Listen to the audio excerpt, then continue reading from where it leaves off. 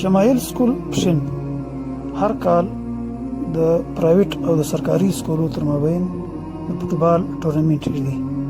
په دې ټورنمنټ کې مختلفو سکولونو شرکت کوي. د 2023 سے ونیسه بیا تر 2025 پورې یعنی 23 24 25 د درې سره کلو ګورنمنت ماډل هایر سیکنډري سکول دا ټورنمنټ ګټي. د دې هټریک په خوشحالي کې ماډل سکول کلیم الله صاحب او دین محمد بټو صاحب یو تقریب جوړ کړی ولو. په دې تقریب ته مختلفه شخصیاتو خطاب وکړي. په دې کې د سرکاري سکول او د پرایویټ سکول پرنسپلانو هم شرکت وکړي. دوی ویلي چې کېل هم د ایجوکیشن حصہ ده. تعلیمي ادارې عموما په انسانانو چلیږي. که پرنسپل او ټیچر ایماندار وي نو سټوډنټ تر ډیره ځایه پورې رسولی سي.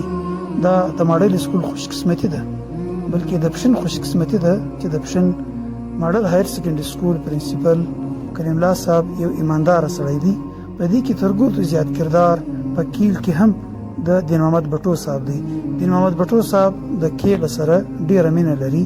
د ماډل سکول د سټوډنټ پر راپورته کېدو کې د کیل په حواله سره دین محمد بټو صاحب ډیر غټ کردار دی. په ماډل سکول کې یو ښه کمپیوټر لیب هم شته چې په هغه کې د سکول سټوډنټ هم سبقان وایي.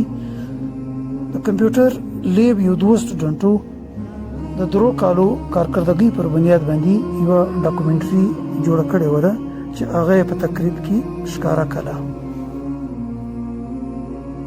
په اخر کې د 3 کالو یعنی د 23 د 24 او د 25 د ټراپیانو مخلصي هم وسلو. راغلي میرمنو د 3 کالو د ټراپیانو مخلصي وکړي. په ایجوکیشن کې تر ګردو غټ حیثیت د استاد وي، په دې شرط باندې که استاد کوالیفاید او تربیت یافته وي. دا خوش قسمتي ده د ماډل سکول چې په ماډل سکول کې د دین محمد بټو صاحب او عبدالحمید بابی صاحب دا دواړه د کیل کوالیفاید او تربیت یافته خلک دي، بلکې د دوی ټیلنټ هم په دا کیل کې دی. د دې د وجې نن ماډل سکول پردازۍ ولاړ دی.